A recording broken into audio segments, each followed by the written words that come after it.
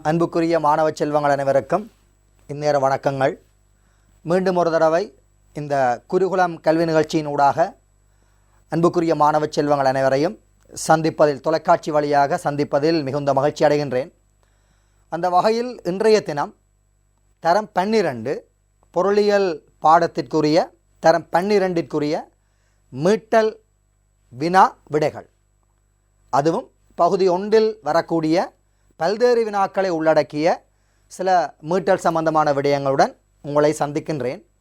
அந்த வகையில் தரம் 12ற்குரிய பாட தேர்ச்சிகளாக முதல் 4 பாட தேர்ச்சிகள் இன்று வரையும் உங்களது பாடத்திட்டத்தின் பிரகாரம் உள்ளடக்கப்பட்டிருக்கலாம். இன்று வரையும் என்று நான் சொல்வது, பாடசாலை நடைபெற்று கொண்டிருந்தால் இன்றைய வரையும் 4 தேர்ச்சிகளை உள்ளடக்கியதான பாடப்பிரதேசங்களை நீங்கள் கற்றிருக்க முடியும். அப்போ அந்த வகையில் 4 பாட தேர்ச்சிகளையும் உள்ளடக்கியதாக பல்வேறு வினாக்களும் அவற்றிற்கு எவ்வாறு விடையளிக்கக்கூடிய முறைகளையும் நீங்கள் தெரிந்து கொள்ள வேண்டும் என்பதற்கான சில வழிமுறைகளையும் ஆலோசனைகளையும் இந்த விடயத்தினூடாக உங்களுக்கு தெரியப்படுத்தலாம் என சிந்திக்கின்றேன். அந்த வகையில் முதலாவது வினா எவ்வாறு அமைகின்றது, அதற்கு எவ்வாறு விடை கொடுத்தல் வேண்டும் என்பதை பார்ப்போம். முதலாவது வினா உங்களுக்கு எப்படி அமைகின்றது என்று சொன்னால், பாருங்கள், பின்வரும் தரவுகளில் பிரதான மைய பிரச்சனைக்கான காரணி யாது? பிரதான மைய பிரச்சனைக்கான காரணி யாது? தெரியும் பிள்ளைகள், உங்களுக்கு பொருளியல் என்பது ஒரு மனிதன் சார்ந்த நடத்தையாக காணப்படுகின்றது. பொருளியல் மனிதனது நடத்தைகளை ஆய்வு செய்கின்ற ஒரு நடத்தையாக காணப்படுகின்றது. அதனால் பொருளியலானது ஒரு சமுதாய விஞ்ஞானம் என்ற பெயருடன் அழைக்கப்படுகின்றது. பொதுவாக பொருளியல் என்றால் என்ன என்று கேட்டால், பொருளியல் என்பது ஒரு சமுதாய விஞ்ஞானம் என்ற அடிப்படையில் பொருளியல் ஆய்வுகள் முன்வைக்கப்படுகின்றன. பல்வேறுபட்ட பொருளியல் அறிஞர்களின் ஊடாக பொருளியல் என்பது மனிதன் சம்பந்தமான விடயங்களினை காட்டுகின்றது என்பது பற்றிய முடிவுகள் மூலம் பொருளியல் ஆய்வுகள் முன்வைக்கப்படுகின்றன. அதன் பிரகாரம் ஆரம்பத்திலேயே பொருளியலில் காணப்படுகின்ற மைய பிரச்சனை யாது? பொருளியல் என்பது காணப்படும் பொழுது பொருளியலில் காணப்படுகின்ற மைய பிரச்சனை என்ன? மையமாக பொருளியல் எது பற்றிய ஆய்விலிருந்து ஆரம்பிக்கின்றது? அந்த மைய பிரச்சனையிலிருந்து பொருளியலுக்குரிய அடுத்தபட்ச பிரச்சனை என்பது பிள்ளைகள் தோற்றம் வரும். மைய பிரச்சனை என்பது எது பற்றிய ஆய்வுகளை காட்டும் என்பது ஒரு தியரி. அப்போ இந்த வினா உங்களுக்கு தெரிகின்றது பிள்ளைகள், ஒரு தியரி, பொருளியலின் ஒரு கோட்பாடு ரீதியாக வந்த ஒரு விடயம். அப்போ இந்த வினாவினை பார்த்தவுடன் நீங்கள் அந்த தியரி சம்பந்தமான வினாவாக இது இருப்பதனால் எடுத்தவுடனே 5 விடைகளை நீங்கள் பார்த்தல் கூடாது. சிந்திக்க தெரிந்து இந்த வினாவிற்குரிய விடையினை நீங்கள் அளிக்க தெரிந்திருத்தல் வேண்டும். சிந்திப்பது எப்படியாக இருந்தால் இருக்குமென்றால், தியரி அல்லது கோட்பாடு அல்லது விழுமியங்களினை அடிப்படையாக கொண்ட வினாவாக இருக்குமாக இருந்தால், அந்த வினா எவ்வாறான வினா, அதற்கு எவ்வாறான விடை என்பதனை நீங்கள் சிந்தித்து வைத்திருத்தல் வேண்டும். சிந்தித்து அடுத்தபட்சமாக வரக்கூடிய உங்களது 5 விடைகளையும் நீங்கள் வாசித்தல் வேண்டும். இப்போ இந்த வினாவினை பார்த்தவுடன் ஏற்கனவே தரப்படுகின்ற 5 விடைகளை நீங்கள் அவ்வாறே வாசிப்பீர்களா இருந்தால் கிட்டத்தட்ட 2 விடைகள் அல்லது 3 விடைகள் சரி போல தோற்றமளிக்கலாம்.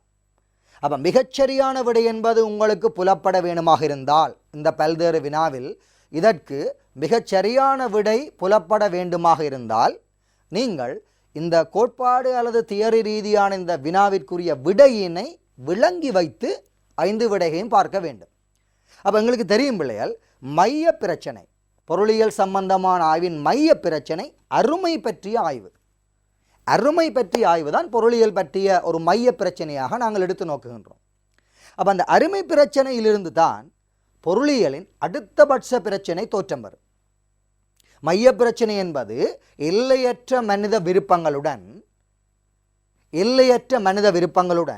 வரையறுக்கப்பட்டு அல்லது எல்லையாக உள்ள வளங்களை ஒப்பீடு செய்யும் பொழுது அந்த வளத்தில் காணப்படும் ஒரு பற்றாக்குறையாக இருக்கும் அருமைப்பாட்டு பிரச்சனை மைய பிரச்சனை. அப்போ எல்லையற்ற மனித விருப்பங்கள், ஏராளமான மனித விருப்பங்கள், அவற்றை பூர்த்தி செய்வதற்காக கையாளப்படக்கூடிய வளங்கள் வரையறுக்கப்பட்டிருக்கின்றன. அப்போ வரையறுக்கப்பட்ட வளங்களுடன் எல்லையற்ற விருப்பங்களை ஒப்பீடு செய்யும் பொழுது மனிதனால் தனது எல்லா விருப்பங்களையும் பூர்த்தி செய்ய முடியாத ஒரு நிலை காணப்படும். இந்த நிலைதான் அருமைத்தன்மை, அருமை பிரச்சனை என்று சொல்ல போகிறோம். அப்போ அந்த அருமை பிரச்சனை பொருளியலின் பிரதான மைய பிரச்சனையாக வரும். அந்த அருமை பிரச்சனையிலிருந்து அடுத்த பட்ச பொருளியல் பிரச்சனைகள் தோற்றம் வரும். அடுத்த பட்ச பொருளியல் பிரச்சனைகளாக 3 விதமான தெரிவு பிரச்சனைகள் தோற்றம் வரும். அந்த 3 விதமான தெரிவு பிரச்சனைகளும் அடிப்படை பொருளாதார பிரச்சனைகள் என்று சொல்லப்படும். என்ன பொருளை எந்த அளவு உற்பத்தி செய்தல் என்ற பிரச்சனை, எப்படி உற்பத்தி செய்தல் என்ற பிரச்சனை, யாருக்காக உற்பத்தி செய்தல் என்ற பிரச்சனை. அப்போ இந்த 3ம் அடிப்படை பொருளாதார பிரச்சனைகள். அப்போ இந்த 3 பிரச்சனைக்கும் காரணம் யார் என்று சொன்னால் இந்த வளத்தின் அருமைத்தன்மை. அந்த அருமைத்தன்மை வாய்ந்த வளங்கள் ஒன்றுக்கும் மேற்பட்ட பயன்பாடுகளாகிய மாற்று பயன்பாடுகளை பெற்றுத்தரும் பொழுது ஏற்படுத்த வேண்டிய தெரிவுகள் சம்பந்தமான பிரச்சனைகள் தான் அடிப்படை பொருளாதார பிரச்சனைகள். ஆகவே மையமாக காணப்படுகின்ற பிரச்சனை அருமை பிரச்சனை. இது பிள்ளைகள் கோட்பாடு ரீதியாக பொருளியலில் ஆரம்ப காலம் தொட்டு பொருளியலாளர்களினால் முன்வைக்கப்படுகின்ற பிரச்சனை. ஆகவே முதலாவது வினா, நீங்கள் இவ்வாறான வினா வாசித்தவுடன் நீங்கள் விடையினை சிந்தித்து ஏற்கனவே தரப்படுகின்ற விடைகளை எடுத்து நோக்க வேண்டும். இவ்வாறு தான் பல்தேர்வு வினாவுக்குரிய விடைகளை நீங்கள் இலகுவாக அணுக முடியும். இலகுவாக நீங்கள் பல்தேர்வு வினாக்குரிய புள்ளியினை பெற்றுக்கொள்ள முடியும். ஆகவே அன்புக்குரிய மாணவ செல்வங்களே, பல்தேறு வினாக்கள் தரப்படும் பொழுது அந்த பல்தேறு வினாவினை வாசித்தவுடன் இது எது சம்பந்தமான வினாவினை சிந்தித்து, அது கோட்பாட்டு ரீதியாக அல்லது தியரி ரீதியாக வருகின்ற வினாவென்றால் அந்த விடையினை நீங்கள் சிந்தித்து தரப்படுகின்ற விடைகளை பாருங்கள். பொருத்தமான விடையினை உங்களால் தெரிவு செய்யக்கூடியதாக இருக்கு. மாறாக வினாவினை வாசித்த பின்னர் 5 விடைகளையும் அவ்வாறே நீங்கள் வாசிப்பீர்களாக இருந்தால் உங்களால் பொருத்தமான விடையினை தெரிவு செய்வது கடினமாக இருக்கும். அவை இவ்வாறான வினாக்களுக்கு தருகின்ற விடை எதுவாக இருக்கும் என்பதை சிந்தித்து 5 விடைகளையும் பாருங்கள். பொருத்தமான விடை உங்களுக்கு தெரிய வரும். ஆவை பாருங்கள் பிள்ளைகள், எவ்வாறு இங்கு விடை அமைகின்றது என்று பாருங்கள். இங்கு பாருங்கள், அமைய செலவு மைய பிரச்சனைகளாக உங்களுக்கு அமைய செலவு தரப்படுகின்றது. அருந்தல் பிரச்சனை என்று தரப்படுகின்றது. தெரிவு பிரச்சனை என்று தரப்படுகின்றது. எல்லையற்ற விருப்பங்கள் என்று தரப்படுகின்றது. பற்றாக்குறையும் வறுமையும் என்று தரப்படுகின்றது. எனவே பாருங்கள், கிட்டத்தட்ட 2 விடைகள் சரி போல தோற்றம் வருகின்றன, அல்லது 3 விடைகள் சரி போல தோற்றம் வருகின்றன. எங்களுக்கு தெரிய வேண்டும், மையமாக காணப்படும் பிரச்சனை அருமை பிரச்சனை. அப்ப இந்த இடத்தில் அருமை பிரச்சனை எங்குள்ளது? 2வது விடையை பாருங்கள் பிள்ளைகள்.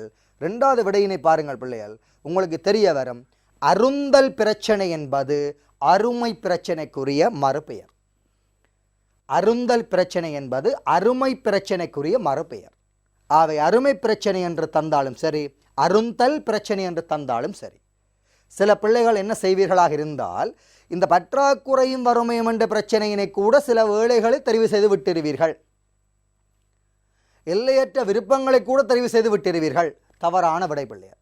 இந்த பற்றாக்குறை என்பது பிள்ளைகள் வேறு, வறுமை என்பது பிள்ளைகள் வேறு, அருமை என்பது பிள்ளைகள் வேறு. அந்த 3க்கும் உரிய விளக்கத்தை பாருங்கள். அருமை என்பது எல்லையற்ற மனித விருப்பங்களுடன் வரையறுக்கப்பட்டிருக்கிற வளங்களை ஒப்பீடு செய்யும் பொழுது எல்லா விருப்பங்களையும் பூர்த்தி செய்ய முடியாமல் இருக்கும் ஒரு வள பற்றாக்குறையே அருமை. எல்லையற்ற விருப்பங்களுடன் வரையறுக்கப்பட்டுள்ள வளங்களை ஒப்பீடு செய்யும் பொழுது எல்லா விருப்பங்களையும் பூர்த்தி செய்து கொள்ள முடியாமல் வள பற்றாக்குறையாக இருத்தலே அருமை. இது பிள்ளைகள் அருமைக்குரிய விளக்கம். இது ஒரு ஒப்பீட்டு பிரச்சனை. 2வது பாருங்கள், பற்றாக்குறை என்பது யாது? பற்றாக்குறை என்பது ஒரு பொருள் அல்லது ஒரு சேவைக்கு திடீரென ஏற்படுகின்ற ஒரு தட்டுப்பாடு பற்றாக்குறை. ஒரு பொருள் அல்லது ஒரு சேவைக்கு திடீரென ஏற்படுகின்ற ஒரு தட்டுப்பாடு பற்றாக்குறை. நீங்கள் பார்க்கலாம், அண்மை காலங்களில் இந்த கொரோனா பிரச்சனை ஏற்படுகின்ற காலங்களில் ஊரடங்கு சட்டம் அமல்படுத்துகின்ற போது எல்லா கடைகளிலும் வரிசை முறை காணப்பட்டது. சில கடைகளில் சாதாரண விலைகளினை விட பொருட்களின் விலை அதிகரிக்கப்பட்டு விற்கப்பட்டது. என்ன காரணம் என்று சொன்னால், அங்கு பொருளுக்கு காணப்படுகின்ற தட்டுப்பாடு, அது பற்றாக்குறை. அது பற்றாக்குறை. அப்ப சில பொருட்கள் அல்லது சேவைகளுக்கு திடீரென ஏற்படுகின்ற தட்டுப்பாடு பற்றாக்குறை. வறுமை என்பது பிள்ளைகள், அடிப்படை தேவைகளை பூர்த்தி செய்யக்கூடிய வருமான மட்டத்தை விட அடிப்படை தேவைகளுக்குரிய போஷணை மட்டத்துக்குரிய வருமானங்களை விட குறைந்த வருமானத்தை பெறும் ஒரு நிலை வறுமை. அப்போ வறுமை வேற பிள்ளைகள், பற்றாக்குறை என்பது வேற, அருந்தல் அல்லது அருமை என்பது வேற. மூன்றுமே வேற பிள்ளைகள். மூன்றும் ஒன்று என நினைக்கக்கூடாது, மூன்றும் வேறு. ஆகவே முதலாவது வினா மைய பிரச்சனை, அருந்தல் அல்லது அருமை பிரச்சனை மிகச்சரியான விடையாக இருக்கு. அதனை நீங்கள் தெரிவு செய்தீர்களாக இருந்தால் உங்களுக்கு 2 புள்ளிகள் கிடைக்கலாம். எனவே பிள்ளைகள் இவ்வாறான வழிமுறைகளை பின்பற்றி பல்வேறு வினாக்களுக்குரிய விடையளிக்கும் முறைகளை கண்டுபிடித்து கொண்டீர்களாக இருந்தால் சிறப்பாக புள்ளிகளை பெற்றுக்கொள்ள முடியும். சரி, 2வது வினாவுக்கு செல்வோம். பாருங்கள் பிள்ளைகள், பின்வருவனவற்றுள் சிற்றின நியம கூற்று. பின்வருவனவற்றுள் சிற்றின நியம கூற்று. பாருங்கள், ஒரு வினாவில் 2 வினாக்கள் இங்கு காணப்படுகின்றன. ஒரு வினாவில் 2 வினாக்கள் இங்கு காணப்படுகின்றன. சிற்றின, பாருங்கள் பிள்ளைகள், சிற்றின. அடுத்ததாக பாருங்கள் நியம. ஒரு வினாவில் 2 வினா இருக்கு. சிற்றின என்பது இருக்குது பிள்ளைகள், நியம என்பது இருக்குது. அப்போ இது ஒரு கோட்பாட்டு வினாவினை போன்றது, ஒரு தியரியினை போன்றது. அப்போ இந்த வினாவுக்கும் நீங்கள் வினாவினை வாசித்த பின்னர் 5 விடைகளையும் வாசிக்க ஆரம்பித்தீர்களாக இருந்தால் புள்ளிகள் பெற முடியாது, சரி எடுக்க முடியாது. ஏனென்று சொன்னால் இந்த வினாவிற்கும் 2-3 விடைகள் நீங்கள் வாசிக்க ஆரம்பித்தால் சரி போல தென்படும். அப்போ இது ஒரு கோட்பாடு அல்ல ஒரு தியரி, பொருளியலின் ஒரு தியரி ரீதியான ஒரு வினா. அப்போ இந்த வினாவுக்கு நீங்கள் விடையினை நீங்கள் சிந்திக்க வேணும். முதலாவது வினாவினில் விடையினை சிந்தித்தது போல இந்த வினாவிற்கும் விடையினை நீங்கள் சிந்தித்து விடையினை வாசிப்பீர்களாக இருந்தால் இலகுவாக புள்ளியினை பெற்றுக்கொள்ள முடியும், சரி எடுக்க முடியும். அப்போ எங்களுக்கு தெரிய வேணும் சிற்றின, உங்களுக்கு தெரிய வேணும் பிள்ளைகள், சிற்றின பொருளியல் பற்றிய ஆய்வுகள் சிறிய சிறிய அல்லது குறுகிய ஆய்வுகளாக காட்டப்பட்டால் அது சிற்றின பொருளியல் விடயம். ஒரு தனிநபர் பற்றிய ஆய்வு, ஒரு நிறுவனம் பற்றிய ஆய்வு, ஒரு நிறுவனத்தின் விலை மட்டம் பற்றிய ஆய்வு, ஒரு வீட்டுத்துறையின் சில செயற்பாடுகள் பற்றிய ஆய்வு, அரசாங்கத்துறையினை மட்டுமெடுத்துக் கொண்டால் அதில் பகுதியளவிலான சில செயற்பாடுகள், இவ்வாறு ஒரு சிறிய சிறிய துறை, சிறிய சிறிய நடத்தை, சிறிய சிறிய ஆய்வுகளை காட்டுதல் சிற்றின பொருளியல் விடயம் என்று சொல்லுவோம். சிற்றின விடயம் என்பது வேறு பிள்ளைகள், பேரின விடயம் என்பது வேறு, நியம விடயம் என்பது வேறு, நேர் விடயம் என்பது வேறு. சிற்றின பொருளியல், பேரின பொருளியல், சிற்றின பொருளியல் விடயம், பேரின பொருளியல் விடயம், பொருளியலின் நேர்கூற்றுக்கள், பொருளியலின் நியம கூற்றுக்கள். முதலாவது பாருங்கள், இந்த சிற்றின பொருளியல் விடயம், பொருளியல் பற்றிய ஆய்வுகள் குறுகிய ரீதியிலான ஆய்வுகள். ஒரு தனிநபர் பற்றிய ஆய்வு, ஒரு நிறுவனம் பற்றிய ஆய்வு, ஒரு வீட்டுத்துறை பற்றிய ஆய்வு, ஒரு நிறுவனத்தில் உள்ள விலை மட்டம் பற்றிய ஆய்வு, இப்படியான குறுகிய அல்லது சிறிய விடயங்களை காட்டுகின்ற பொருளியல் ஆய்வுகள் சிற்றின பொருளியல் என்று சொல்லுவோம். இதே போன்ற பொருளியல் ஆய்வுகள் பரந்துபட்ட ரீதியில், நாடுகள் ரீதியாக அல்லது மொத்த ரீதியாக பரந்துபட்ட ஆய்வுகளை காட்டுமாக இருந்தால் அது பேரின பொருளியல் விடயம் என்று சொல்லுவோம். உதாரணமாக ஒரு நாட்டின் மொத்த தேசிய உற்பத்தி பற்றிய ஆய்வு, ஒரு நாட்டின் மொத்த சனத்தொகை பற்றிய ஆய்வு, ஒரு நாட்டின் பண நிரம்பல் பற்றிய ஆய்வு, ஒரு நாட்டின் மொத்த உள்நாட்டு உற்பத்தி பற்றிய ஆய்வு.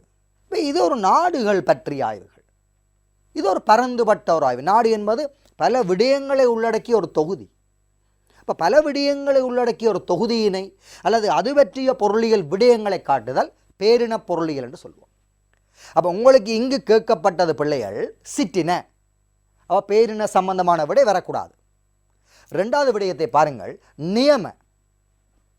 நியம என்பது தெரிய வேணுமாக இருந்தால் நீங்கள் நேர் என்பதை தெரிந்து வைத்திருத்தல் வேண்டும். பொருளியலின் நியம கூற்று, அதற்கு முன்னர் பொருளியலின் நேர்கூட்டு நீங்கள் தெரிந்து வைத்திருத்தல் வேண்டும். எது எப்படி எவ்வாறு நடைபெற்றுள்ளது அல்லது நடைபெற்று கொண்டிருக்கின்றது இப்படிப்பட்ட நடைமுறைக்கு சாத்தியமான ஆய்வுகளை காட்டுவீர்களாக இருந்தால் அது பொருளியலின் நேர்கூற்று. அது பொருளியலின் உண்மைத்தன்மை வாய்ந்தவையாக தோற்றம் பெற்றாலும் ஆய்வுகளின் முடிவில் அது உண்மையா பொய்யா என்பது கண்டுகொள்ளக்கூடியதாக இருக்கு. அப்போ எது எவ்வாறு எப்படி நடைபெற்றது அல்லது நடைபெற்று முடிந்தது அல்லது நடைபெற்று கொண்டிருக்கின்றது என்பது பற்றிய ஆய்வுகள் பொருளியலின் நேர்கூற்றுக்கள் அல்லது பொருளியலின் நேர்கூற்று தொடர்பான ஆய்வு என்று சொல்லுவோம். உதாரணம் பாருங்கள் பிள்ளைகள், இலங்கையில் 4.2% வேலையின்மை காணப்படுகின்றது. இது ஒரு நேர் விஷயம், ஆய்வு செய்யப்பட்டு பெறப்படுகின்ற விடயம். உலகளாவிய ரீதியில் கொரோனா தாக்கம் எல்லா நாடுகளிலும் ஏற்படக்கூடியதாக காணப்படுகின்றது. இது ஒரு பொதுவான விஷயம், நேர் விஷயம். இவ்வாறான விடயத்தின் பின்னர் எது எவ்வாறு எப்படி இருத்தல் வேண்டும், எது எவ்வாறு எப்படி இருத்தல் வேண்டும் என்பதை காட்டக்கூடிய கூற்றுக்கள் அல்லது காட்டக்கூடிய விடயங்கள் நியமக்கூற்று விடயம் என்று சொல்லுவோம். பொருளியலின் நியமக்கூற்றுகள் என்று சொல்லுவோம். பாருங்கள், இலங்கையில் வேலையின்மை 4.2% காணப்படுகின்றது. இவ்வேலையின்மையினை குறைத்து வேலை வாய்ப்பினை ஏற்படுத்த வேண்டியது அரசின் கடமையாகும். பாருங்கள் பிள்ளைகள், அப்போ எப்படி இருந்தால் சிறந்தது, எவ்வாறு இருத்தல் சிறந்தது என்பதை பற்றி காட்டுகின்ற கூற்று. இலங்கை பொருளாதாரம் ஒரு வளர்முக பொருளாதாரமாக காணப்படுகின்றது. இது ஒரு நேர்கூற்று. இலங்கை பொருளாதாரத்தை வளர்ச்சியடைந்த பொருளாதாரமாக மாற்றுவதற்கு பல்வேறுபட்ட திட்டங்கள் முன்வைக்கப்படுதல் வேண்டும். அப்போ எப்படி இருக்க வேண்டும் என்பது பற்றி ஒரு கூற்று. இப்படியான கூற்றுக்கள் ஆய்வு செய்யப்படும் என்றால் பிள்ளைகள் அல்லது ஆராயப்படும் என்றால் பிள்ளைகள், அந்த கூற்றுக்களைத்தான் நாங்கள் சொல்லிக்கொள்ள போகிறோம் பொருளியலின் நியம கூற்றுக்கள் அல்லது நியம பொருளியல் விடயங்கள் என்று சொல்லுவோம். அப்போ 4 விடயங்கள் பிள்ளைகள் இந்த வினாவிற்குள் உங்களுக்கு தெரிந்திருத்தல் வேண்டும். ஒன்று சிற்றின விடயம், இன்னும் ஒன்று பேரின விடயம், இன்னும் ஒன்று நேர்கூற்றுக்கள், இன்னும் ஒன்று நியம கூற்றுக்கள். இந்த 4 விடயமும் தெரிந்திருந்தால்தான் இந்த வினாவிற்கு உங்களால் விடை செய்ய முடியும், விடையளிக்க முடியும். எனவே இங்கு கேட்கப்பட்டது உங்களுக்கு பின்வருவனவற்றுள் சிற்றின நியம கூற்று யாது? அப்போ சிறிய சிறிய அலகுகள் பற்றிய விடயம் இங்கு வருதல் வேண்டும். அந்த அலகுகள் அல்லது அந்த விடயங்கள் எப்படி இருத்தல் வேண்டும், எதனை கருத்தில் எடுத்தல் வேண்டும் என்பதை காட்டுதல் வேண்டும். அப்படியான விடயங்கள் அல்லது அப்படியான நடத்தைகள் அல்லது அப்படிப்பட்ட கூற்றுக்கள் தான் பொருளியலின் சிற்றின நியம கூற்றுன்னு சொல்லுவோம். இனி விடைக்கு போகலாம். பாருங்கள் பிள்ளைகள், எப்படி விடை இருக்குன்னு பார்ப்போம். பாருங்கள், இலங்கையில் வேலையின்மை வீதம் அதிகரிப்பதாக காணப்படுகின்றது. இலங்கையில் என்பது பேரின, வேலையின்மை வீதம் அதிகரிப்பதாக காணப்படுகின்றது என்பது ஒரு உண்மை கூற்று, ஒரு நேர்கூற்று. அப்போ இது ஒரு பேரின நேர்கூற்று. ஸோ அந்த விடை வராது. ரெண்டாவது பாருங்கள், நிறுவனத்துறையில் வேலையின்மை அண்மை காலங்கள் அதிகரிப்பதாக காணப்படுகின்றது. நிறுவனங்களில் என்பது சிற்றின, வேலையின்மை அண்மை காலங்கள் அதிகரிப்பதாக காணப்படுகின்றது என்பது பிள்ளைகள் ஒரு நேர். அப்போ சிற்றின நேர்கூற்று, அதுவும் வராது. மூன்றாவது பாருங்கள், கொரோனா வைரஸ் தாக்கமானது வீட்டுத்துறையின் வறுமையினை அதிகரிக்கப் போவதாக பொருளியலாளர்கள் சிந்திக்கின்றனர். அரசு இதனை கவனத்தில் கொள்ள வேண்டும் அல்லது கவனத்தில் எடுக்க வேண்டும். இப்போ பாருங்கள், வீட்டுத்துறையினர் சிற்றின, கொரோனா தாக்கம் வந்து கொண்டிருப்பது ஒரு உண்மை விஷயம். இந்த உண்மை விஷயத்தை கருத்தில் எடுக்க வேண்டும் அரசு, இது ஒரு கணிப்பில் உள்ளடக்க வேண்டும் அரசு என்ற இதால் பல பிரச்சனை இனி வரலாம் எதிர்காலத்தில் என்பதை காட்டுகின்ற கூற்று ஒரு சிற்றின நியமக்கூற்று என்று சொல்லுவோம். அடுத்த விடையும் பார்ப்போம். வருமான ஏற்றத்தாழ்வு என்பது நாடுகளில் ஏற்படும் அபாயத்தை அதிகரித்துள்ளது. வருமான ஏற்றத்தாழ்வு நாடுகளில் என்பது பிள்ளைகள் பேரின, அபாயத்தை அதிகரித்துள்ளது என்பது ஒரு நேர்கூற்று. அப்போ அந்த விட வராது. பொருளாதார பின்னடைவு அதிகரிப்பதை கட்டுப்படுத்தாவிட்டால் மந்த நிலைகள் ஏற்படலாம். பொருளாதார பின்னடைவு என்பது பிள்ளைகள் ஒரு பேரின விஷயம், மந்த நிலைகள் ஏற்படலாம். ஸோ அதை கருத்தில் எடுக்க வேண்டும் என்பது நியம. அப்போ அந்த விடையும் வராது. எனவே பிள்ளைகள், பொருத்தமான விடை எந்த விடையாக உங்களுக்கு காணப்படும் என்று சொன்னால், பொருத்தமான விடை 3வது விடை சரியான விடையாக இருக்கும். அவை 4 விடயங்கள் உங்களுக்கு இந்த வினாவிற்கு விடையளிப்பதற்கு தெரிந்து வைத்திருத்தல் வேண்டும். ஒன்று நேர்கூற்றுக்கள், இன்னும் ஒன்று நியமக்கூற்றுக்கள், அடுத்தது சிற்றின பொருளியல் விடயம், அடுத்தது பேரின பொருளியல் விடயம். இந்த 4 விடயங்களை படித்து வைத்திருங்கள் பிள்ளைகள். பெரும்பாலும் கடந்த ஒரு 4 அல்லது 5 வருட நடைபெற்று முடிந்த உங்களது ஏலெவல் பரீட்சைக்குரிய வினாப்பத்திரங்களை பார்த்தீர்களாக இருந்தால், ஒரு 2வது 3வது வினாக்கள் அல்லது சில சமயத்தில் 1வது வினாக கூட இந்த நேர்பொருளியல் அல்லது நியம பொருளியல் அல்லது சிற்றின பொருளியல் அல்லது பேரின பொருளியல் பற்றிய விடயங்கள் கேட்கப்பட்டிருக்க முடியும் உங்களோட இறுதி பரீட்சையில். ஆகவே இந்த வினாவின் மூலம் நீங்கள் அவ்வாறான வினாக்களுக்குரிய விடைகளை இலகுவாக அளிக்க முடியும். சரி, 3வது வினாவுக்கு செல்லுவோம்.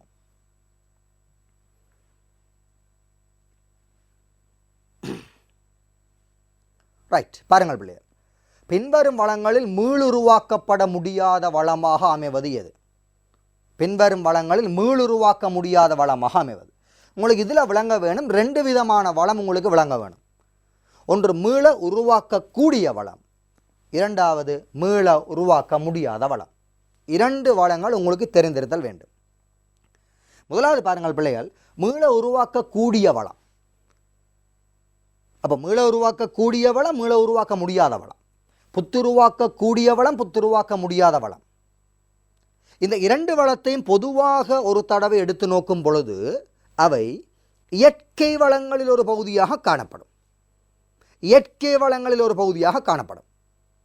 அப்படியான அந்த வளங்கள் இயற்கையாக ஏதோ ஒரு வடிவத்தில் எங்களுக்கு கிடைக்கக்கூடிய வளங்கள், அது காட்டு வடிவத்திலேயோ கடல் நீர் வடிவத்திலேயோ அல்லது வேறு ஏதோ ஒரு வடிவத்தில் எங்களுக்கு இயற்கையாக பெற்றுக்கொள்ளக்கூடிய ஒரு வளம், கிடைக்கும் ஒரு வளம், நாங்கள் எமது தேவைகளுக்காக பயன்படுத்த பயன்படுத்த பயன்படுத்த பயன்படுத்த அது அருகி செல்லும் அல்லது குறைந்து செல்லும். அது அருகி சென்றாலோ அல்லது குறைந்து சென்றாலோ மீளவும் எங்களது பயன்பாடுகளுக்குள் பெற்றுக்கொள்ளப்படக்கூடியதாக அல்லது மீளவும் எமது தேவைகளுக்காக உருவாக்கி கொள்ளக்கூடியதாக காணப்படும் என்று சொன்னால் அது மீள உருவாக்கக்கூடிய வளமாக காணப்படும். காட்டு வளத்தை பாருங்கள் பிள்ளைகள், புல்வெளிகளை பாருங்கள். காடுகளை அழிக்கிறீர்கள், அது தண்ட பாட்டில் வளரும். புட்களை செதுக்குகிறீர்கள், செதுக்கிய பின்னர் புட்கள் மீண்டும் வளரும். மழை காலத்தில் புட்கள் வளரும். கடல் வளங்களை பாருங்கள் பிள்ளைகள், கடத்தில் உள்ள மீனினங்களை பாருங்கள். காடுகளில் உள்ள ஏதாவது வனவிலங்குகள் சம்பந்தமான விடயங்களை பாருங்கள். அழிக்கிறோம், அது மீள தண்ட பாட்டில் உருவாகும். ஆக இப்படியான வளங்கள் மீள உருவாக்கக்கூடிய வளங்களாக இருக்கு. நாங்கள் அழித்த பொழுது எமது தேவைகளுக்கு பயன்பாட்டை பெற்றுக்கொள்ளும் பொழுது அவை அழிவடையலாம். சில வளங்கள் அல்லது அருகிச் செல்லலாம் அல்லது குறைவடையலாம். அப்படி சென்ற பொழுது மீளவும் எங்களால் புதுப்பிக்க முடியாமல் அல்லது மீளவும் எங்களால் பயன்பாட்டை பெற்றுக்கொள்ள முடியாமல் காணப்படும் வளங்கள் மீள உருவாக்க முடியாத வளங்களாக காணப்படும். புத்துருவாக்க முடியாத வளங்களாக காணப்படும். மீள பெற்றுக்கொள்ள முடியாத வளங்களாக காணப்படும். பாருங்கள் பிள்ளைகள், பெட்ரோலிய வளம், கனிப்பொருட்கள், தாது பொருட்கள், முத்து பவளம் ரத்தினக்கள் பாருங்கள். நாங்கள் எடுக்க எடுக்க எடுக்க எடுக்க அவை குறைவடைந்து போய் ஒரு கட்டத்தில் அந்த பிரதேசத்தில் அந்த வளம் இல்லாமலே போயிடும். பெட்ரோலிய வளம், இந்த உலக நாடுகள் மத்தியில் நாடுகளுக்கு இடையில் போட்டி, உன்னது பெட்ரோலிய வளம் குறைவடைகின்றதா, ஆகவே எனது பெட்ரோலிய வளத்தை நான் தயாராக வைத்திருக்கிறேன் காட்டுவதற்காக, உனது பெட்ரோலிய வளத்தை அழித்தல் வேண்டும். இப்படி நாடுகளுக்கு இடையில் போட்டி. என்ன காரணம் என்று சொன்னால் அது அழிவடையக்கூடிய வளம், அது அழிவடைந்து சென்று ஒரு கட்டத்தில் இல்லாமல் செல்லக்கூடிய வளம் பெட்ரோலிய வளம். கனிப்பொருட்கள் எடுக்க எடுக்க எடுக்க அவை குறைவடைந்து இல்லாமலே செல்லலாம். இப்படிப்பட்ட வளங்கள் பிள்ளைகள் மீள உருவாக்க முடியாத வளங்கள் என்று சொல்லுவோம். இந்த வளங்கள் பிள்ளைகள், இந்த மீள உருவாக்கக்கூடிய வளங்களும் இந்த மீள உருவாக்க முடியாத வளங்களும் இயற்கை வளங்கள் அல்லது நிலமண்ட வளத்தில் உள்ளடக்கப்படும். நிலம் அல்லது இயற்கை வளம் என்ற வளத்தினுள் உள்ளடக்கப்படும். இதனை விட மனிதனால் உருவாக்கப்பட்ட வளங்கள் என்ற வகைகள் இருக்க பிள்ளைகள். மனித வளம் என்று இருக்க பிள்ளையார், ஆதன வளம் என்று இருக்க பிள்ளையார், உற்பத்தி வளங்கள் அல்லது உற்பத்தி காரணிகள் என்று இருக்குது. இவை பற்றிய விடயங்களையும் இப்படியான வினாக்களை நீங்கள் செய்து பார்க்கும் பொழுது அல்லது மீட்டு பார்க்கும் பொழுது இதனுடன் தொடர்புடைய மற்றைய விடயங்களை மீட்டு பார்த்தீர்களாக இருந்தால் இப்படியான எந்த வினாவுக்கும் இலகுவாக பிள்ளைகள் நீங்கள் பல்வேறு வினாவில் அல்லது பகுதி 2 வினாவில் விடையினை பெற்றுக்கொள்ளக்கூடியதாக இருக்கு. ஆகவே பாருங்கள், மீள உருவாக்கக்கூடிய வளம், மீள உருவாக்க முடியாத வளம், மனிதனால் உருவாக்கப்பட்ட வளம், இயற்கையாக பெற்றுக்கொள்ளப்பட்ட வளம், இயந்திரங்கள், கருவிகள், தளபாடங்கள், கட்டடங்கள், மூலதன சாதனங்கள் எல்லாம் மனிதனால் உருவாக்கப்பட்ட வளம். இயற்கையின் கொடையாக கிடைக்கக்கூடிய வளம் இயற்கை வளம். நிலமும் மூலதனமும் ஆதன வளம். உழைப்பும் முயற்சியும் மனித வளம். இப்படியான விளக்கங்கள், இப்படியான வேறுபட்ட வகைகள், இப்படியான உதாரணங்களை படித்து வைத்திருங்கள் பிள்ளைகள். இவ்வாறான வினாக்களுக்கு இலகுவாக விடை கொடுக்க முடியும். சரி, இப்போ விடைக்கு செல்லலாம்.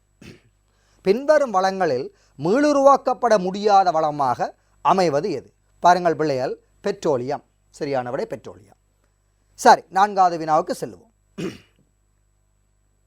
பொருளாதார வினைத்திறனுடன் தொடர்புபடாத கூற்று பின்வருவனவற்றுள் எது? பொருளாதார வினைத்திறன், இது பிள்ளைகள் எங்களது தியரியில் உள்ளடக்கப்படுகின்ற விடயம்.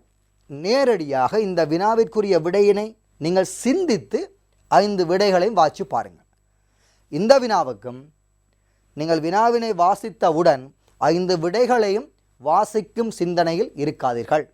சில சமயத்தில் 2 விடைகள் சரிபோல தோற்றமளிக்கும். அப்போ இந்த வினாவுக்கும் 5 விடைகள் எப்படி வரும் என்று சிந்திக்க முதல் விடையினை சிந்தியுங்கள் பிள்ளையால். பொருளாதார வினைத்திறன், எக்கனாமிக் எஃபிஷியன்சி என்று சொல்கிறாங்க. பொருளாதார வினைத்திறன், பொருளாதார வினைத்திறன் பிள்ளைகள் 2 வினைத்திறனை உள்ளடக்கும். 2 பகுதியாக பொருளாதார வினைத்திறனை பிரிக்க முடியும். ஒன்று உற்பத்தியின் வினைத்திறன், இன்னும் ஒன்று பிள்ளைகள் வள ஒதுக்கீட்டின் வினைத்திறன். உற்பத்தியின் வினைத்திறன், வள ஒதுக்கீட்டின் வினைத்திறன். உற்பத்தியின் வினைத்திறன் என்பது உங்களது வளங்களை முழுமையாகவும் உச்சமாகவும் முழுமையாகவும் திறமையாகவும் இருக்கிற வளங்களை, இருக்கிற அனைத்து வளங்களையும் முழுமையாகவும் ஆகக்கூடிய வெளியீட்டை பெறக்கூடிய வகையிலும் திறமையாகவும் பயன்படுத்துதல் வளங்களின் உற்பத்தி வினைத்திறன் என்று சொல்லுவோம்.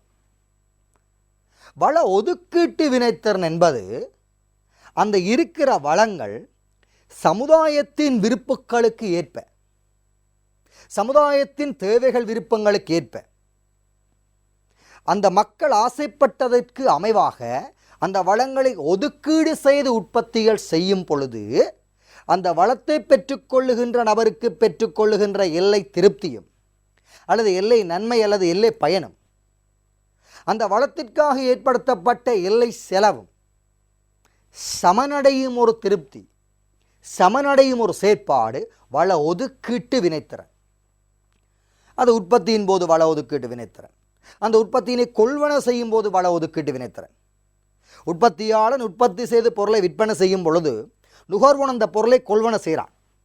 கொள்வன செய்யும் போது அவன் கொடுக்கிற செலவுக்கு ஏற்ப அவனுக்கு பயன் கிடைத்தால், உற்பத்தியாளன் அந்த பொருளை மேலதிகமாக உற்பத்தி செய்யும் போது ஏற்படுகின்ற எல்லை செலவுக்கு ஏற்ப எல்லை வருமானத்தினை பெற்றுக்கொண்டால் அந்த வளம் ஒதுக்கீடு செய்வதில் வினைத்திறன் அடைந்துள்ளது. அது வள ஒதுக்கீட்டு வினைத்திறன். அந்த வள ஒதுக்கீட்டு வினைத்திறனும் அந்த பொருளாதாரத்தில் உள்ள உற்பத்தி காரணிகளின் வினைத்திறனும் இணைந்தால் பொருளாதார வினைத்திறன் வரும், அல்லது பொருளாதார செயற்திறன் என்றும் சொல்ல முடியும். பொருளாதார செயற்திறன் வர முடியும். அப்ப உற்பத்தி வினைத்திறன் வளங்கள் திறமையாக பயன்படுத்தப்படுதல் வேண்டும். முழுமை திறமை, இருக்கிற வளங்களை உச்சமாக பயன்படுத்த வேண்டும், திறமையாக பயன்படுத்த வேண்டும். இருக்கிற வளங்களை ஒதுக்கீடு செய்யும் பொழுது அந்த வள ஒதுக்கீடு திறமையாக சென்றடைதல் வேண்டும். எல்லை செலவுகளுக்கேற்ப எல்லை நன்மைகள் திருப்தி அடைதல் வேண்டும். இந்த 2 திருப்திகளும் இருந்தால் அது பொருளாதார வினைத்திறன் ஆகும் என்று சொல்லுவோம். இப்படியான கூற்று எது என்று பார்க்க போகின்றோம். பாருங்கள், 5 விடை இருக்கும் பிள்ளைகள், சரியான விடையினை பார்ப்போம். பொருளாதார வினைத்திறனுடன் தொடர்படாத கூற்று. அப்போ தொடர்படவில்லை என்றால் 4 விடை தொடர்பு படும், 1 விடை தொடர்படவில்லை. எந்த விடை என்று பார்க்கலாம். ஏதேனும் ஒரு பொருட்கள் சேவைகளின் சேர்க்கையினை மிகவும் குறைந்த செலவில் உற்பத்தி செய்தால் அது உற்பத்தி வினைத்திறனுடன் சம்பந்தப்படுகின்றது. ஆவை விடையுடன் சம்பந்தப்படும். நிறதொழில் மட்டம் பூரண வெளியீட்டு மட்டம் காணப்படுதல் உற்பத்தி வினைத்திறன் வருது. ஆவே பொருளாதார வினைத்திறனுடன் தொடர்படும். ஒவ்வொரு பொருளையும் உற்பத்தி செய்வதில் ஏற்படும் எல்லை செலவு அப்பொருளின் விலைக்கு சமப்படுதல். ஆவே அது வள ஒதுக்கீட்டு வினைத்திறனுக்கு சமப்படுது. ஆவே பொருளாதார வினைத்திறனில் வரலாம். விருப்பம் மற்றும் ஆற்றலுடைய நபர்களினால் பொருட்களும் சேவைகளும் உற்பத்தி செய்யப்படுதல் சம்பந்தம் இல்லாத விடை. சமூகத்தால் அதிகம் விரும்பப்படும் பொருட்கள் சேவைகள் உற்பத்தி செய்யப்படும் வகையில் வளங்கள் ஒதுக்கீடு செய்யப்படுதல் பொருத்தமான வள ஒதுக்கீட்டு திறன். ஆகவே சம்பந்தம் இல்லாத விடை பிள்ளைகள், பொருந்தாத விடை பிள்ளைகள் 4வது விடை. பொருத்தமில்லாத விடை எதென்று சொன்னால் பிள்ளைகள் 4வது விடை பொருத்தமில்லாத விடை. அடுத்த வினாவுக்கு செல்வோம் பிள்ளைகள். 5வது வினாவுக்கு செல்ல போகின்றோம். சந்தை பொருளாதாரம் ஒன்றில் உற்பத்தியாளர்கள் எவ்வாறு உற்பத்தி செய்வது என்பதை தீர்மானிக்கும் போது மிகவும் சேத்திரனான உற்பத்தி முறையை பயன்படுத்துதல் கட்டாயமாக நிகழ்வதற்கு பின்வருவனவற்றுள் எவை காரணமாக இருக்க முடியும்? சரி, பாருங்கள், அது எதனுடன் சம்பந்தப்பட போகின்ற விடைகள் என்று பார்ப்போம். இப்போ பாருங்கள், சந்தை பொருளாதாரம் என்பது தெரிய வேண்டும் பிள்ளைகள். உங்களுக்கு உச்சலாபத்தை நோக்கமாக கொண்ட பொருளாதாரம், சுயநலனை நோக்கமாக கொண்ட பொருளாதாரம். அதற்கு எதிர் சம உடைமை, திட்டமிட்ட பொருளாதாரம். அப்போ அது சமூக நலன் அல்லது சேவை நோக்கினை கொண்ட பொருளாதாரம். இப்போ இங்கே பாருங்கள், சந்தை பொருளாதாரம் ஒன்றில், அப்போ உச்சலாபம் என்றது பிள்ளைகள் விலை பொறிமுறையை அடிப்படையாக கொண்டது. விலை பொறிமுறை உச்சலாபத்தை காட்டி கொடுக்கும். பாருங்கள், எவ்வாறு உற்பத்தி செய்தல், இது ஒரு தொழில்நுட்ப தெரிவு பிரச்சனை. எந்த தொழில்நுட்பத்தை தெரிவு செய்தல்? காரணியில் ஊழியச் செறிவான காரணியினையா, மூலதனச் செறிவான காரணியினையா, எதை தெரிவு செய்தல்? அப்போ எந்த காரணியினை எடுக்கணும்? அந்த காரணியினை தெரிவு செய்யும் பொழுது எது மலிவாக இருக்குது, எந்த காரணி மலிவு, மலிவான காரணியினை தெரிவு செய்வதன் மூலம் லாபத்தை உச்சப்படுத்த முடியும். அப்போ விலையினை கவனிக்க வேண்டும், செலவினை அல்லது மலிவினை அல்லது குறைந்த கிரயத்தை கவனித்தல் வேண்டும், விலை பொறிமுறையினை கவனித்தல் வேண்டும். இப்படிப்பட்ட விலையுடன் அல்லது உச்ச லாபத்துடன் சம்பந்தப்படக்கூடிய விடயங்கள் இந்த காரணி தெரிவு பிரச்சனையுடன் சம்பந்தப்படும். அப்படிப்பட்ட விடைகள் யாது இருக்குது என்பதை நீங்கள் சிந்தித்து விடையினை அவதானித்து பொருத்தமான விடையினை தெரிவு செய்ய வேண்டும். பாருங்கள் பிள்ளைகள், விலை போட்டியினை எதிர்கொள்ளுதல் சம்பந்தமில்லாத விடை. காரணிக்குரிய விலைகளை தீர்மானித்தல் தேவையான விடை. உற்பத்தி கிரயத்தை இழிவுபடுத்துதல் தேவையான விடை. நுகர்வோர் முன்னுரிமையை தெரிவு செய்தல், கடைசி வரையும் சந்தை பொருளாதாரம் அப்படி முன்னுரிமை நுகர்வோர் கொடுக்காது, பிழையான விடை. லாபத்தை உச்சப்படுத்துதல் சரியான விடை. அப்போ உங்களுக்கு தெரியுது பிள்ளைகள், 3 விடைகள் இங்கு சரியாக இருக்குது. பாருங்கள், பி என்ற விடை, சி என்ற விடை, இ என்ற விடை. அந்த விடை உங்களுக்கு எங்கு வருகின்றதோ அந்த விடைக்கு நீங்கள் விடை அளித்தல் வேண்டும். அது பொருத்தமான விடையாக இருக்கும். பாருங்கள், பி, சி, இ பொருத்தமான விடை 4வது விடையாக இருக்கு. இது பிள்ளைகள் உங்களது 5வது வினா. அடுத்தது நாங்கள் செல்ல போகிறது 6வது வினாவுக்கு செல்லுகின்றோம். பின்வரும் சாத்திய வலை குறித்து காட்டும் பொருளாதார நடத்தை. ஆகவே நாங்கள் சாத்திய வலை எதனை காட்டும் என்பதை பார்க்கலாம். அது எவ்வாறான விடயத்தை அடிப்படையாக கொள்ளுது என்பதை பார்க்கலாம்.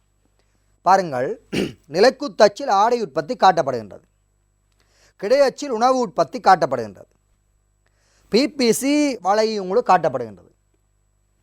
அந்த வலையில் இடது பக்கம் உள்ள எக்ஸ் என்ற புள்ளியில் உற்பத்தி மேற்கொள்ளப்படுகின்றது. இடது பக்கம் உள்ள எக்ஸ் என்ற புள்ளியில் உற்பத்தி மேற்கொள்ளப்படுகின்றது. உண்மையில் உங்களுக்கு தெரிய வேண்டும், இந்த இடம் இந்த இடம் இந்த இடம் இந்த இடம் இந்த இடத்தில் உற்பத்தி செய்யப்படுமாக இருந்தால் அது உற்பத்தி வினைத்திறன் வாய்ந்த புள்ளியாக காணப்படும். ஆனால் அந்த இடத்திற்கு உள்ளே உங்களது உற்பத்தி சாத்திய வலைக்கு உட்பகுதி, உற்பத்திக்கு சாத்தியமான பகுதியில் உற்பத்தி மேற்கொள்ளப்படுமாக இருந்தால் அது வினைத்திறன் அற்ற உற்பத்தி நிலைகள். வினைத்திறன் அற்ற உற்பத்தி நிலைகள்.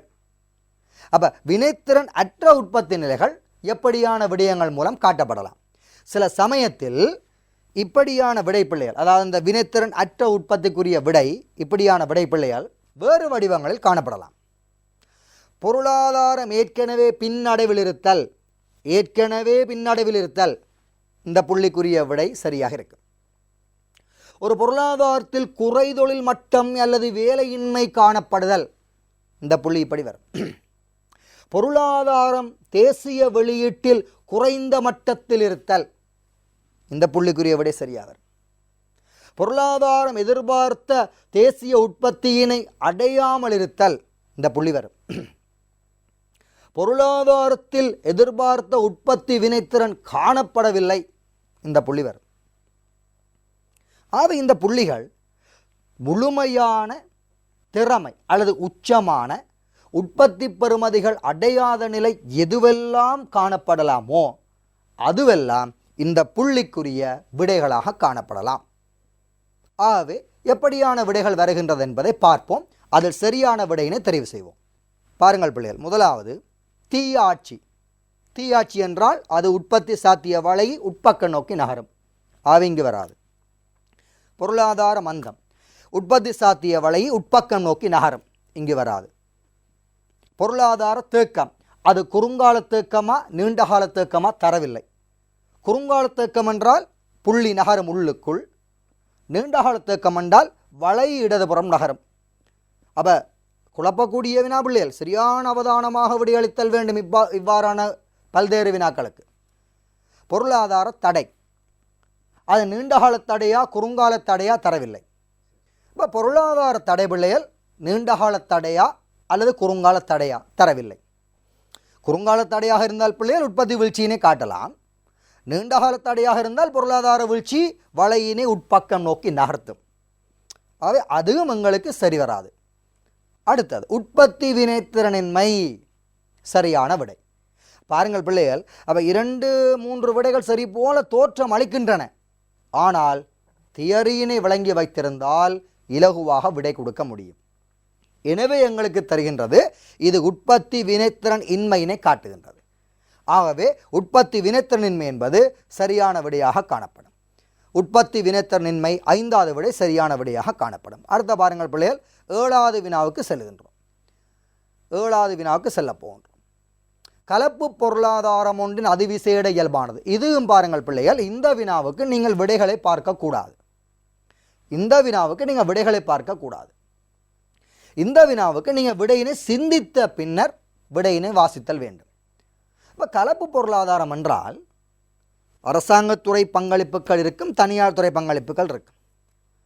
தனியார் துறையில் காணப்பட்ட பல்வேறுபட்ட பிரச்சனைகளுக்கு, பல்வேறுபட்ட தீய செயற்பாடுகளுக்கு கூடியளவான பொருளாதார பங்களிப்புகளை வழங்குவதற்காக அரசாங்க தலையீடுகள் வரும்.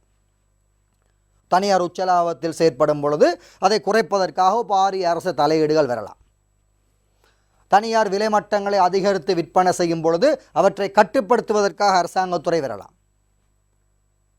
தனியார் வருமான ஏற்றத்தாழ்வுகளுடன் பல்வேறுபட்ட நடத்தைகளை மேற்கொள்ளும் பொழுது அந்த வருமான ஏற்றத்தாழ்வுகளை குறைப்பதற்காக அரசாங்க தலையீடுகள் வரலாம்.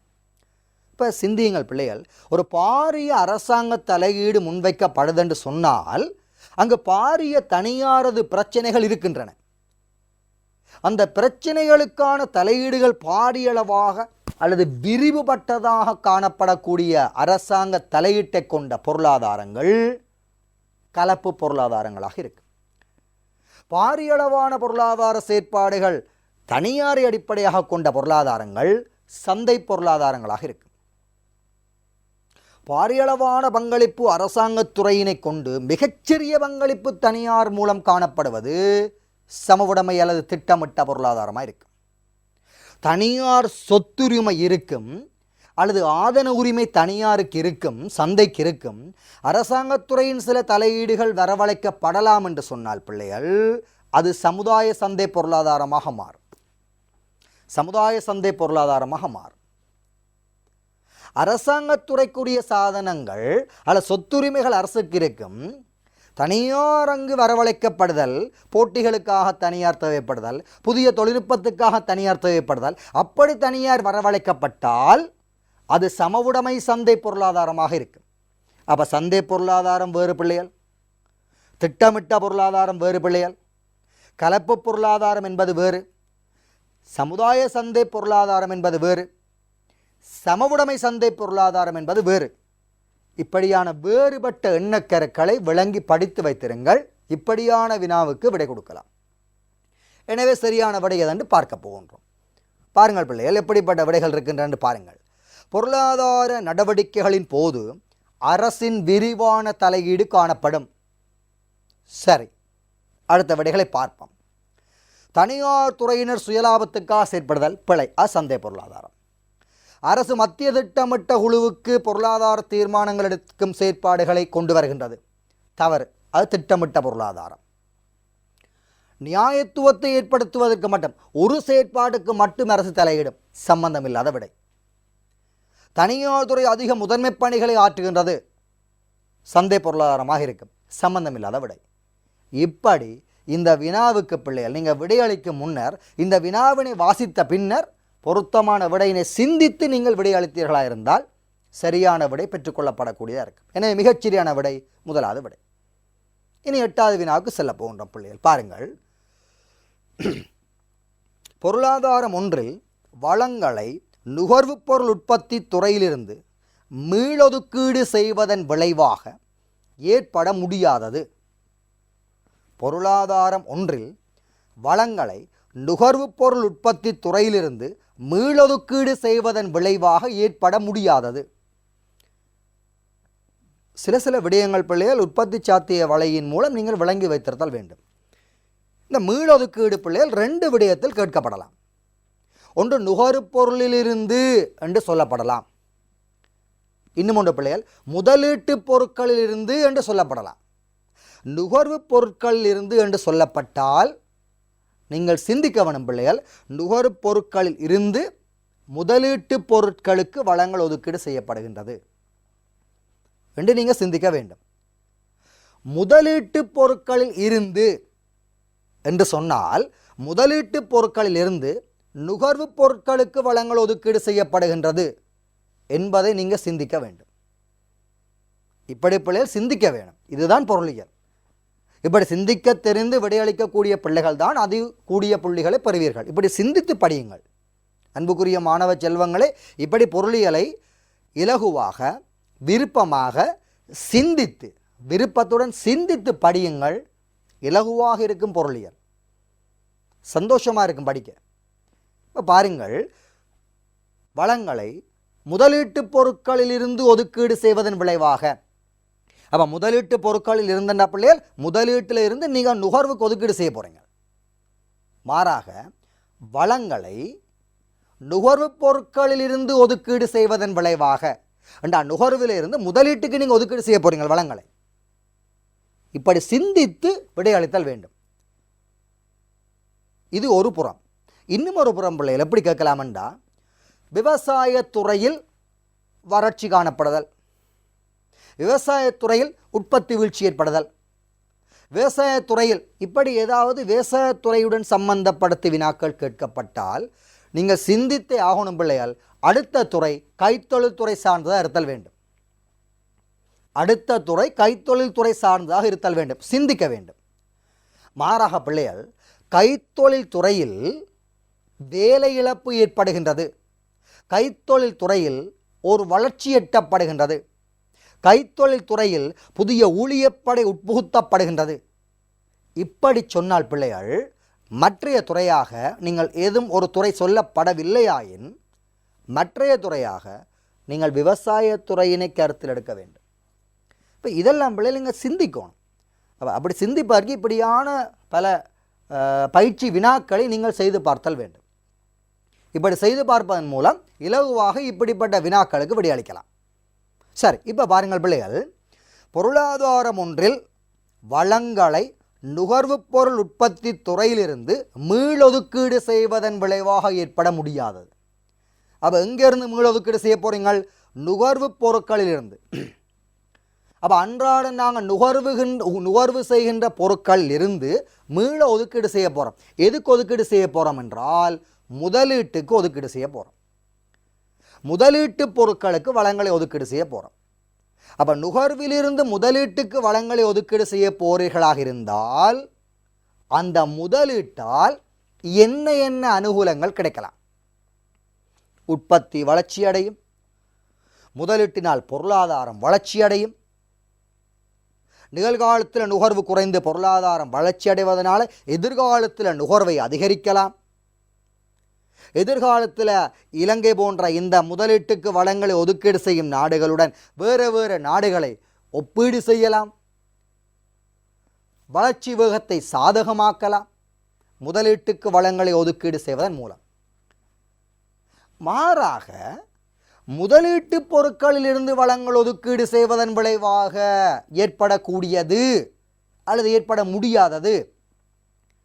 அப்போ ஏற்படக்கூடியதை சிந்தித்தீர்களாக இருந்தால் ஏற்பட முடியாதது உங்களுக்கு தன்னியல்பாகவே தெரிய வரும். அப்போ முதலீட்டு பொருட்களிலிருந்து வளங்களை ஒதுக்கீடு செய்தல். அப்போ யாருக்கு ஒதுக்கீடு செய்ய போகிறோம் என்றால் நுகர்வுக்கு ஒதுக்கீடு செய்ய போகிறோம். அப்போ நுகர்வுக்கு ஒதுக்கீடு செய்கிறீங்கண்டா பிள்ளைகள் அதிக அளவாக நீங்கள் 100 செய்ய போகிறீங்க. பணத்தை செலவு செய்ய போகிறீங்க. பாரியளவான செலவினை எதிர்நோக்க போகிறீங்க. அப்படி பாரியளவான செலவினை நீங்கள் எதிர்கொள்ள போகிறீங்கள் என்று சொன்னால் அதிகளவான நுகர்வுகளை நீங்கள் மேற்கொள்ள போகிறீங்க. அதிகளவான நுகர்வுகளை நீங்கள் மேற்கொள்ள போகிறீங்களாக இருந்தால் அந்த நுகர்வு முதலீட்டை குறைக்கும், எதிர்கால பொருளாதார வளர்ச்சியை குறைக்கும், எதிர்கால பொருளாதார அபிவிருத்தியை குறைக்கும். நிகழ்காலத்தில் மட்டும் நுகர்வினை அதிகரித்து நிகழ்கால வாழ்க்கை தரத்தை மட்டும் முன்னேற்றும். எதிர்கால வாழ்க்கை தரம் பாதிப்படையும். இப்படி நுகர்விலிருந்து வளங்களை முதலீட்டுக்கு ஒதுக்கீடு செய்யும் போது ஏற்படக்கூடிய விளைவுகளையும் முதலீட்டிலிருந்து நுகர்வுக்கு வளங்களை ஒதுக்கீடு செய்வதன் மூலம் ஏற்படக்கூடிய விளைவுகளையும் விளங்கி வைத்திருங்கள். இப்படியான வினாவுக்கு விடை கொடுக்க முடியும். இப்போ பாருங்கள் பிள்ளைகள், பொருளாதாரம் ஒன்றில் வளங்களை நுகர்வுப் பொருள் உற்பத்தி துறையிலிருந்து மீளொதுக்கீடு செய்வதன் விளைவாக ஏற்பட முடியாதது. அப்போ எங்களுக்கு தெரியுது வளங்களை நுகர்விலிருந்து ஒதுக்கீடு செய்ய போறீங்கள். எதுக்கென்று தெரியாது, இங்கு சொல்லவில்லை, உங்களுக்கு தெரியும். முதலீட்டுக்கு ஒதுக்க போகிறோம். அப்போ பொருளாதார வளர்ச்சிக்குரிய விடயங்கள், பொருளாதார அபிவிருத்திக்கு சாதகமான விடயங்கள், நிகழ்காலத்தில் நுகர்வு குறைகின்ற விடயங்கள், எதிர்காலத்தில் நுகர்வு பொருளாதார வளர்ச்சியின் மூலம் அதிகரிக்கும் விடயங்கள் போன்றன பொருத்தமான விடைகளாக இருக்கும். அதை விடுத்து ஏற்பட முடியாதது எது என்ற விடைதான் உங்களுக்கு பொருத்தமான விடையாக இருக்கணும். என்ன விடை என்று இனி பார்க்க போகின்றோம். பாருங்கள், பொருளாதாரத்தின் உற்பத்தி இயல்பாக அதிகரிக்கும். அது முதலீட்டுக்கு வளங்களை ஒதுக்கீடு செய்வதால் வர்ற விடை. பொருளாதாரம் வளர்ச்சி அடையும். அதுவும் முதலீட்டால் வருகின்ற விடை. நிகழ்காலத்தில் நுகர்வுப் பொருள் உற்பத்தி வீழ்ச்சி அடையும். அதுவும் சரி. நிகழ்காலத்தில் நுகர்வு குறையுது, முதலீட்டுக்கு வளங்களை ஒதுக்கீடு செய்கிறோம். உற்பத்தி இயல்தகவு அதிகரிப்பதனால் எதிர்கால நுகர்வு அதிகரிக்கும். அதுவும் சரி. பணவீக்க வீதம் குறைவடைந்து செல்லுதல் சம்பந்தம் இல்லாத விடை, பொருத்தப்பாடில்லாத விடை. எனவே நீங்கள் சரியான விடையாக தெரிவு செய்ய வேண்டுமாக இருந்தால் அந்த விடையினைத்தான் நீங்கள் தெரிவு செய்ய வேண்டும். இது பிள்ளைகள் 8வது வினாவுக்குரிய விடையாக இருக்கும். 9வது வினா எவ்வாறு அமைகின்றது என்பதை பாருங்கள் பிள்ளைகள். 9வது வினா உங்களுக்கு தரப்படுகின்றது. ஒரு பொருளாதார பின்னடைவு நிலையில் உங்களுக்கு விளங்க வேண்டிய விடயம் பொருளாதார பின்னடைவு என்றால் என்ன? உங்களுக்கு விளங்க வேண்டிய விடயம் பிள்ளைகள் பொருளாதார பின்னடைவு என்றால் என்ன? பாருங்கள், ஒரு நாட்டில் இருக்கிற முக்கிய தூண், ஒரு நாட்டில் இருக்கிற முக்கியமான தூண் உற்பத்தி, முதலீடு, வேலைவாய்ப்பு. உற்பத்திகள், முதலீடுகள், வேலைவாய்ப்புகள் ஒரு நாட்டில் இருக்கும் முக்கிய தூண்கள்.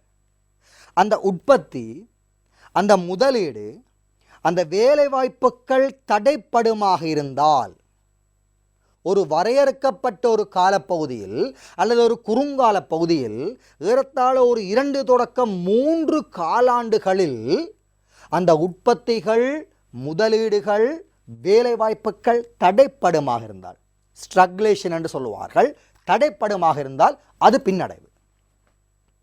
அது பொருளாதார பின்னடைவு. உற்பத்தி என்பது பிள்ளைகள் ஒரு நாட்டுக்கு தேவையான முக்கிய விஷயம். அது இல்லை என்றால் நாங்கள் உயிர் வாழ முடியாது. முதலீடு என்பது மீண்டும் மீண்டும் உற்பத்தி அதிகரிக்க செய்கின்ற செயற்பாடு. ஏற்கனவே கடந்த வினாவில் பார்த்தது. வேலைவாய்ப்பு என்பது பிள்ளைகள் மக்கள் வருமானம் துளைக்க வேண்டும், உற்பத்தி செய்ய வேண்டும், அதற்கு வேலைக்கு செல்ல வேண்டும். அப்போ உற்பத்தி, வருமானம், வேலைவாய்ப்பு, முதலீடு, வேலைவாய்ப்பு, இந்த 3 முக்கிய தூண்கள். இந்த 3 தூண்களையும் சாதகமான முறையில் இட்டு செல்ல வேண்டும். சாதகமாக செல்வதற்கான வழிவகைகள் தயாரிக்க வேண்டும். அப்படியான வழிவகைகள் ஒரு குறுங்காலத்தில் தவறுமாக இருந்தால், ஒரு 2 தொடக்கம் ஒரு 3 குறுங்கால பகுதியில் அந்த உற்பத்தி, வேலைவாய்ப்பு, முதலீடுகள் தடைப்படுமாக இருந்தால் அது பொருளாதார பின்னடைவு என்று சொல்லுவோம். அந்த பின்னடைவை கருத்தில் எடுக்காது விட்டால், அந்த 2 தொடக்கம் ஒரு 3 குறுங்காலம், சரி 4 குறுங்காலம் வரையில் அந்த உற்பத்தி, முதலீடு, வேலைவாய்ப்பு தளம்பல் அடைவதை, வீழ்ச்சி அடைவதை மீட்க முடியாதாக இருந்தால், மீட்கவில்லையாக இருந்தால் அடுத்தடுத்த காலத்தில் ஏற்படும் பிரச்சனை பொருளாதார மந்தம்.